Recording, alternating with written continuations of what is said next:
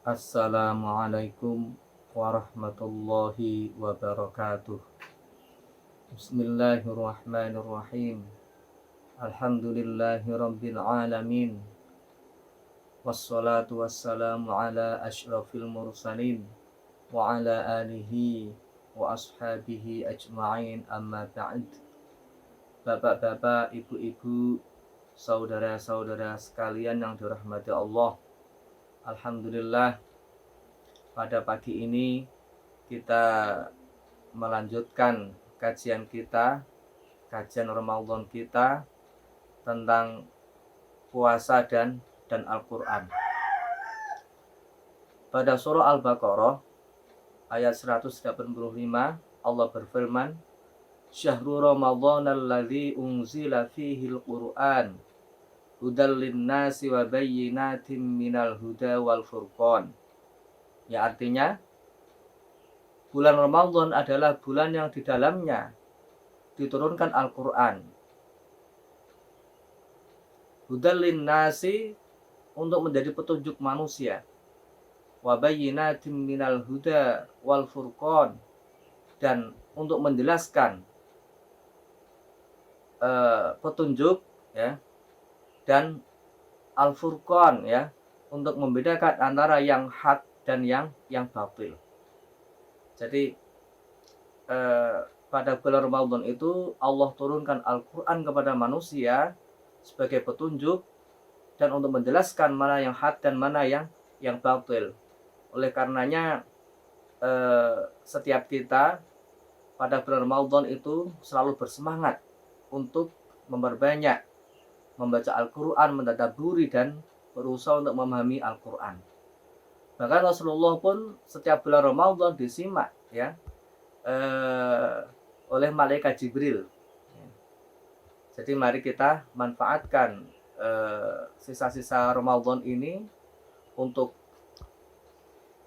membaca ya, mentadabburi dan memahami Al-Quran. Bapak Ibu yang dirahmati Allah, puasa Ramadan ini dengan Al-Quran itu erat sekali, sebagaimana sabda Rasulullah SAW, as-siyamu wal Qur'anu yashfa'ani lil 'abdi yaumal qiyamah. Ya. Puasa dan Al-Quran itu akan memberikan syafaat kepada hamba di hari kiamat. Berkata puasa, ay Rabbi, bagaimana Rob? Puasa itu telah menahan makanan dan syahwat ya di siang hari. Kemudian Al-Quran itu telah menahan malam ya dengan membaca Al-Quran ya. Itu yang membuat keduanya memberikan syafaat ya. Jadi dengan puasa kita menahan syahwat, menahan lapar, puasa kita akan memberikan syafaat dengan izin Allah. Kemudian malam kita isi membaca Al-Quran. Al-Quran akan memberikan syafaat kepada kita dengan izin Allah Subhanahu wa ta'ala. Bapak Ibu yang dirahmati Allah, kemudian di dalam membaca Al-Quran ini Allah katakan warattilil Qur'ana tartila ya. Dan baca Al-Quran dengan tartil. Ya, apa maksudnya tartil? Dijelaskan oleh sahabat Ali bin Abi Thalib radhiyallahu an bahwa makna tartil adalah mentajwidkan huruf-hurufnya dan mengetahui tempat-tempat berhentinya ya. Jadi makharijul hurufnya itu harus kita benarkan, kita luruskan. Kemudian kita juga harus mengetahui tempat-tempat berhentinya, wakofnya ya, itu. Kemudian menurut Ibnu Abbas radhiyallahu an, dibaca dengan jelas setiap hurufnya ya. Hurufnya dengan jelas. Dibedakan setiap hurufnya.